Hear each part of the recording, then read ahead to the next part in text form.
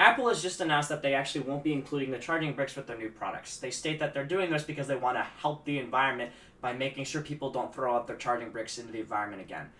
What that doesn't make sense is the fact that people are just going to end up having to go and purchase a new one anyways, which is $25 directly from Apple anyways. Especially since it's a new standard that Apple's finally developing.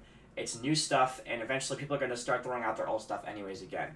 What is going to end up happening is more and more of these charging bricks are piling up and contributing to an immense amount of what we like to call e-waste. Hi, my name is Aiden, and today I'm going to be talking about what e-waste is, what you should do with it, and what options you have with it. First, we're going to need to talk about the biggest question in the room. What is e-waste? Well, I'm glad you asked. According to the state of California, e-waste is a popular, informal name for electronic products nearing the end of their useful life. Products such as computers, televisions, VCRs, printers, faxes, and scanning machines are common electronic products, and many of these products can be reused, refurbished, or recycled.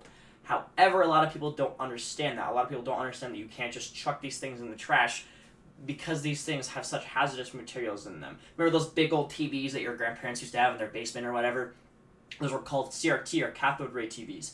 Those were built with such terrible, terrible materials, and overall had about, I think if I'm correct, 6 to 10 pounds of lead in each one. It was ridiculous, and obviously if you know anything about lead, it just doesn't mix with our ecosystem and our environment. But why is this so important to understand? Well, like I said, it doesn't work well with our environment. Not only does it harm everything, it's just not great to chuck it out. According to a quote from Amy Yee from the New York Times, it states that e-waste can damage the environment by leaking dangerous chemicals into groundwater, harm people who scavenge recycled materials by hand. What that means is people's occupation who require them to sort out landfills with e-waste, recycling, and specific waste from each other. They're kind of risking something there. Not only is it a hazardous material, they're actually risking something that could happen to them because of it being a hazardous area, because people didn't recycle it properly in the first place. We know it isn't great for our groundwater, and we know it isn't great for people just to be around that type of stuff when it's broken up like that. But it also isn't great for the complete opposite side of the earth, which is in the air. Not only does it, cost a lot for us to produce these items, but it is also costly in terms of what we put into our air. So according to a quote from Minter back in 2015 from his book Junkyard, he states that making a desktop PC, the amount of CO2 to make that PC is equal to the amount that is required to use that PC for a constant 2 years. What that means is the CO2 level produced to make it is exactly the same to use that PC for 2 years straight, and I'm talking 365, 24/7 use. That is ridiculous, and that is something that we definitely need to work on. But we're getting into a bigger issue here too. More and more people are actually relying on technology, especially since the pandemic has come around, but more and more people are gaining access to technology in general. And that's awesome, and that's wonderful. I'm glad that that's happening. But what that means is more and more e-waste is going to end up being produced as well. With this graph here, it states from 2004 to 2018, this is the use of social media, depending on it's separated by website, from those years. It started off, to give an example from Facebook. Facebook didn't have a lot of users until 2006, which is when it kind of started. And then up until 2018, it had over 2 billion.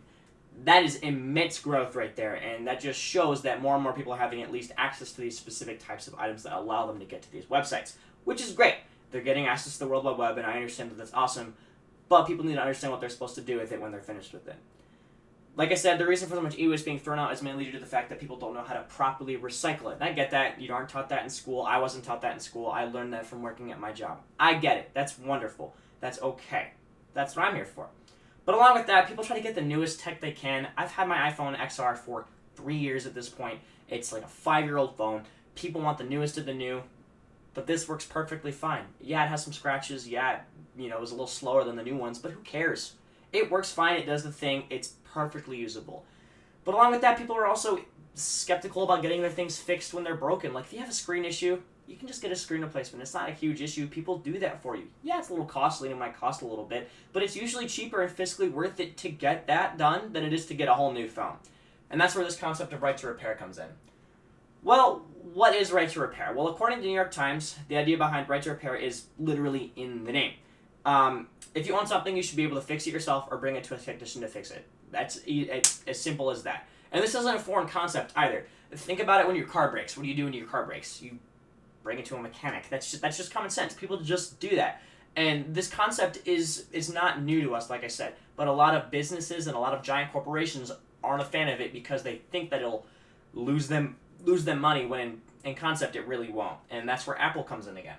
Yeah, I was slandering their name earlier, and rightfully so, because they have made some weird, sketchy business concepts and, decisions, but I get it.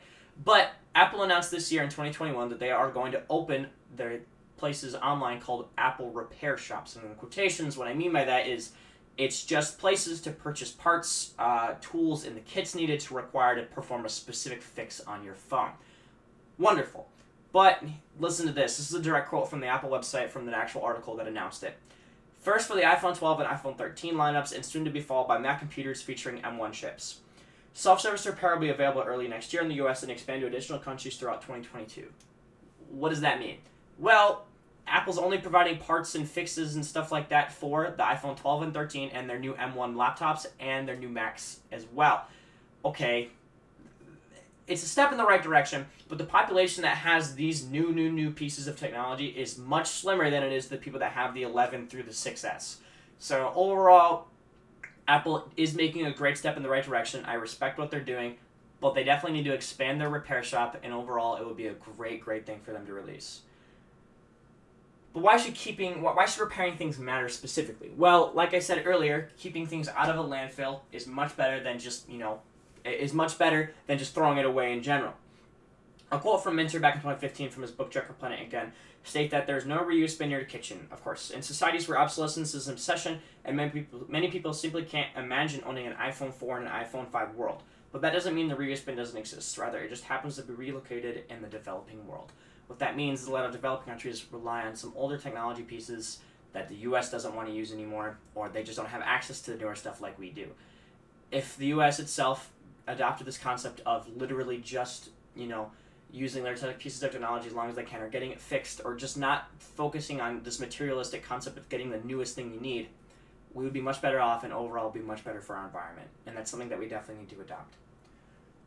But legitimately, what if your phone or piece of technology is completely out of repair? Like, it's fiscally just not worth it to repair it. It's basically a whole unit replacement, and you might as well upgrade, or you just might as well get rid of it. Well, get rid of it is in quotations again. What I mean by that is you need to recycle it. Don't throw it out. Don't do that. You need to recycle it properly. The batteries in these things are terrible for the environment, and specifically the glass is not great. The metals used is overall just not great, specifically with this phone.